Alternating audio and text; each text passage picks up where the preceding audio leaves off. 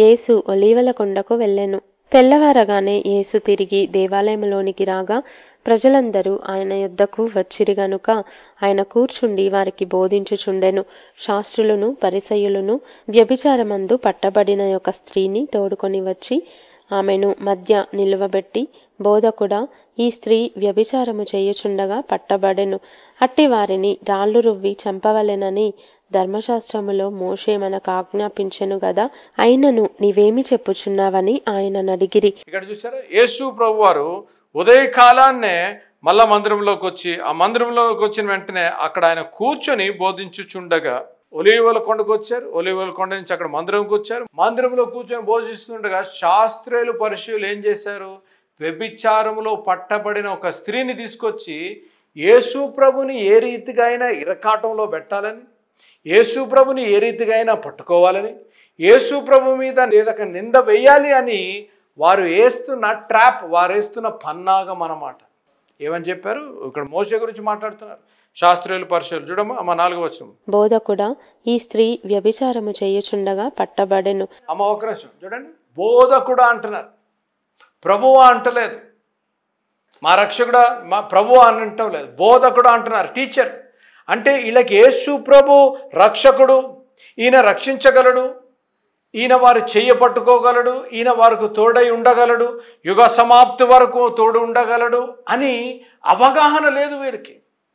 వీరు ఎప్పుడు ఎంతసేపు వీరు ఏం చేస్తున్నారంటే ఎప్పుడెప్పుడు యేసు ప్రభుని పట్టుకుందామా, ఎప్పుడెప్పుడు యేసు ప్రభుని ఇరకాటంలో పెడదామా, ఎప్పుడెప్పుడు యేసు మీద నింద వేద్దామా అని చూస్తూ ఉంటారు కాదు. అనేక సార్లు మన కుటుంబాల్లో, మనము నివసిస్తున్న సమాజంలో కూడా ఇటువంటి వ్యక్తులు అనేకులు కలుగుతారు.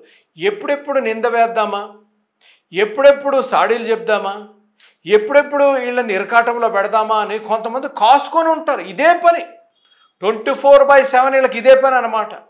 ఎప్పుడెప్పుడు ఈమె మీద నింద మోద్దామా, ఎప్పుడెప్పుడు ఈమెని దేంట్లో ఇరికిచ్చేద్దామా, ఎప్పుడెప్పుడు ఈయన ట్రిక్ చేద్దామా. కొంతమంది మతోన్మాదులు ఏం చేస్తున్నారంటే ఈ మధ్యలో ట్రిక్కీ క్వశ్చన్స్. బోధకుడా అంటే యేసు ప్రభు లోకరక్షకుడు అని తెలియదు వాళ్ళకి. యేసు ప్రభు తోడుండగలడు, యేసు ప్రభు చేయబట్టుకొని లేవనెత్తగలడు, ఎటువంటి పరిస్థితులైనా అసాధారణమైనది సాధ్యపరిచే దేవుడు, ఎటువంటి అనారోగ్యమైన స్వస్థపరిచే దేవుడు. నువ్వు ఆయన వైపు చూసి ఆయనను వెంబడిస్తే నీకు రక్షణ ఇచ్చే దేవుడు, నిత్య పరలోకానికి తీసుకెళ్లే దేవుడు అని తెలియక వారు ఏదేదో పిచ్చి పిచ్చి వాదనలు వాదుతూ ఉంటారు కదూ. ఈ మధ్యలో యూట్యూబ్లో నేను చూస్తూ ఉంటాను. అంటే నేను అమెరికా దేశంలో కూడా అపాలజెటిక్స్ అని అంటారు, అంటే డిఫెండింగ్ ద ఫెయిత్, అపాలజెటిక్స్. అది ఏంటి అనగా ప్రశ్నలు. ఇంకోసారి మన సేవకులు కూడా ప్రత్యేకంగా నాతో తోటి సేవకులకు కూడా ఒక విజ్ఞప్తి, డోంట్ ఆర్గ్యూ. మనం ఇతర మతాలతో ఆర్గ్యూ చేయవసరం లేదు. మనం సేవించే దేవుడు, పూజించే దేవుడు యేసు ప్రభు ఎవరో మనకు తెలుసు. మళ్ళీ వాళ్ళకి చెప్పాలి, we have to present the gospel. అనగా వాళ్ళు అంధకారంలో ఉన్న వారికి దేవుని రక్షణ సువార్త, కృపా సువార్త వారికి బోధించాలి, కానీ వారితో ఆర్గ్యూ చేయకూడదు. యేసు ప్రభు ఎక్కడ ఆర్గ్యూ చేయలేదు ఎవరితోనూ. యేసు ప్రభు వారు బోధించారు, నేనే సత్యము, నేనే వెలుగు, నేనే జీవము, నేనే మార్గము అని చెప్పారు. ఆయన ప్రేమ, ఆయన జీవితము ద్వారా ఆయన ప్రభు అని బయలుపరుచుకున్నారు. మన జీవితం ద్వారా, మన కుటుంబం ద్వారా, మన సంఘము ద్వారా, మనం చేసే సేవ ద్వారా ఇతరులు అనుకోరు వీరు నిజమైన సేవ చేసేవారు, నిజమైన దేవుడిని పూజించేవారు. చూడండి, ఈ మాట చెప్తా ఉంటే నాకు దానియేలు, షడ్రక్ మెషక్ అబేద్నెగో లేకపోతే దానియేలు గుర్తొస్తారు.